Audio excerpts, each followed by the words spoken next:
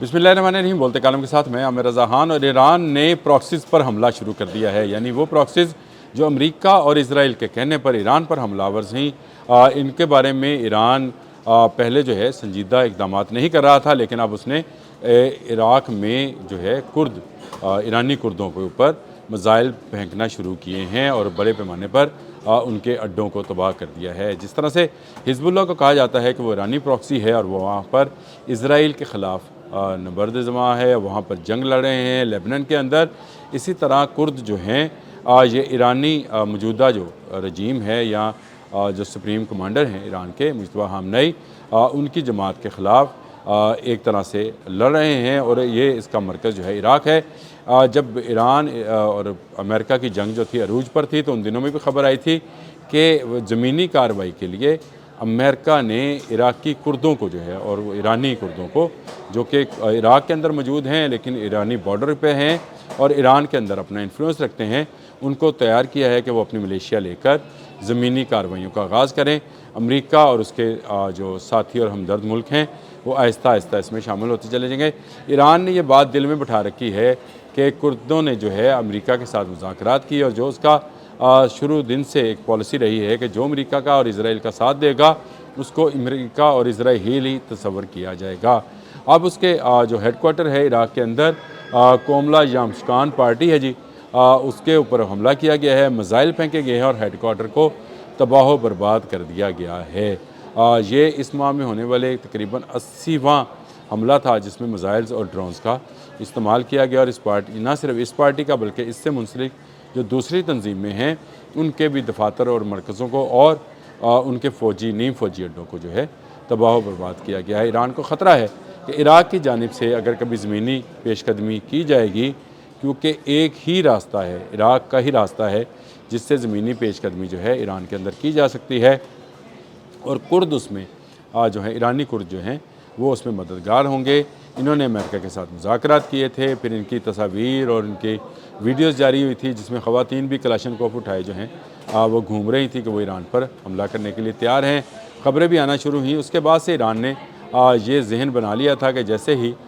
मौका मिलेगा इनके हेडक्वार्टर्स और इनके लोगों को नुकसान पहुँचाया जाएगा। तो बड़े पैमाने पर इराक़ के अंदर मिसाइल्स और ड्रोन से हमले शुरू किए गए हैं और इनके अड्डों को जो है, जो कि नीम फ़ौजी अड्डे हैं जहाँ पर ट्रेनिंग जो है वो अमेरिकन्स देते हैं और इनको तैयार किया जाता है कि वो ईरान के अंदर अपनी मलेशिया को तैयार करें ताकि ज़मीनी हमले के वक्त इनको फ्रंट फुट पर रखा जाए, ईरान के लोगों को ईरान के साथ ही लड़वा दिया जाए। इसके ख़िलाफ़ जो है मुस्तफ़ा ख़ामनेई ने एक पॉलिसी तरतीब दी जिसके बाद से पासदारान इनकलाब ने हमले शुरू किए हैं इराक़ के अंदर उस मलेशिया पर जो कि एंटी ईरान है। ईरान के अंदर दो मलेशिया काम करती हैं, एक वो जो प्रो ईरानी हैं जिनके बारे में हमें पता है कि वो अमेरिकी जितने अड्डे थे उन पर जो ड्रोन हमले हुए थे वो उसी इराक़ी मलेशिया ने किए थे। इसके अलावा जो दूसरी ईरानी मलेशिया है वो कुर्द इलाके में मौजूद है, कुर्द ईरानी कहलाते हैं। ये आधा हिस्सा जो है ईरान में है, आधा इनका जो है इराक़ में है और एक दूसरे की ये मदद करते हैं। और यहीं से ज़मीनी कार्रवाई जो है उसका आगाज़ अमेरिका ने प्लान कर रखा था जिसको अब तबाह करने के लिए ईरान ने बाकायदा कार्रवाई या जंग शुरू कर दी है और मुख्तलिफ़ इलाक़ों में जो है वो मिसाइल्स और ड्रोन से हमला किया है। इसके अलावा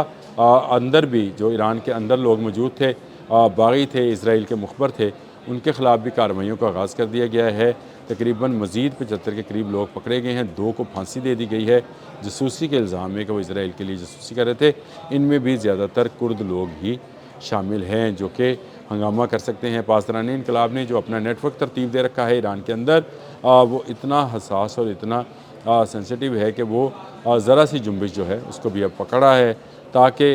जो पहले वाक़या हो चुका अली ख़ामनेई वाला वो वाक़या दोबारा ना हो, क्योंकि इस वक्त अमेरिका और इज़राइल का जो मोस्ट वांटेड टारगेट है वो मुस्तफ़ा ख़ामनेई हो सकते हैं। तो इसलिए ईरान के अंदर एक तो ये सफाई का अमल शुरू किया गया, दूसरा ईरान इराक़ सरहद के ऊपर वाक़या कुर्दों के हेडक्वार्टर्स को जो है वो बारहा निशाना बनाया जा रहा है ताकि वहाँ से कोई ज़मीनी मदद जो है अमेरिका या इज़राइल को हासिल ना हो सके। और वो जो कहते हैं कि वो एटमी मवाद या एटमी अफज़ुदा यूरेनियम जो है उसको ज़मीनी रास्तों से ही मुंतकिल किया जा सकता है, मुमकिन नहीं है कि उसको फ़ज़ाई ایئر لفٹ کرایا جائے تو اس کے لیے بھی یہاں سے کارروائی کی جا سکتی ہے۔ ایران نے اس بات کا پوری طرح سے ادراک ہے، جو پلان کیا ہے اس کے مطابق اب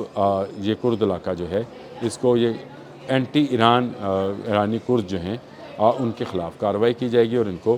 زیادہ سے زیادہ مفلوج بنایا جائے گا۔ جنگ جو ہے یہ ڈیفرنٹ پیٹرنز پکڑ رہی ہے۔ میں نے اس سے پہلے جو ولاگ کیا تھا میں نے آپ کو بتایا کہ کویت پر میزائلز اور ڈرونز حملہ کیا گیا تھا۔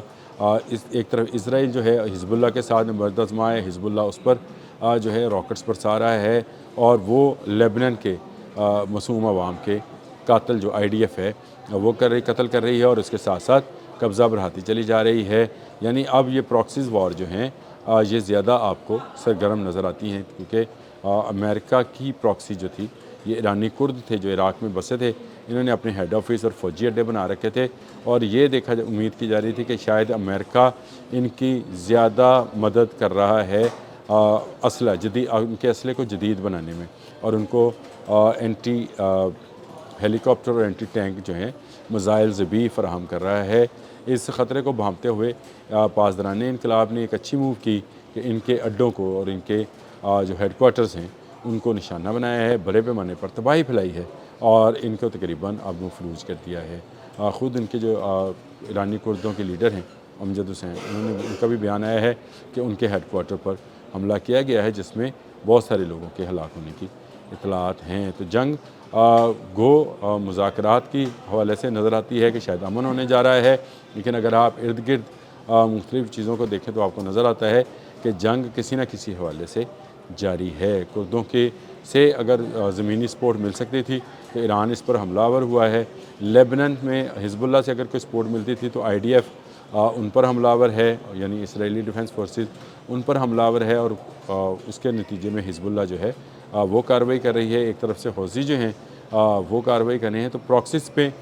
جنگ جو ہے وہ ایک دفعہ بھی 1 منٹ کے لیے بھی بند نہیں ہوئی، چاہے سیز فائر تھا آبن حرمز میں یا نہیں تھا، اس کے باوجود یہ پراکسی وار جو تھی یہ جاری ہے اور یہی جاری رہے گی۔ یہ گریلا وار ہے اور اسی طرح کی گریلا وار جو ہے اس کے جاری رہنے کے خدشات بتائے جاتے ہیں۔ کہا جاتا ہے کہ یہ جنگ جو ہے اسی گریلا وار سے مزید بڑھ کر وہی دوبارہ سے صورتحال میں آ جائے گی جب امریکہ اور اسرائیل جو ہیں ایران پر حملہ کریں گے اور ایران اس کا بھرپور جواب دے گا۔ یعنی جنگ ابھی ختم نہیں ہوئی، ابھی جنگ میں وقفہ ہے، لیکن اس وقفے کے دوران بھی آپ کو مختلف سرحدوں پر کبھی لیبنان پہ کبھی عراق پہ مختلف جگہوں پر جو جنگ ہے وہ جاری نظر آتی ہے۔ تازہ ترین اطلاعات تھیں کرد علاقے میں ایران نے حملہ کیا ہے اور امریکہ کی پراکسیز کو جو ہے تباہ و برباد کر دیا ہے، ان کے ہیڈ آفس، ان کے فوجی اڈے جو ہیں ان کو تباہ کر دیا گیا ہے۔ اب تک کے لیے اتنا ہی، اللہ حافظ۔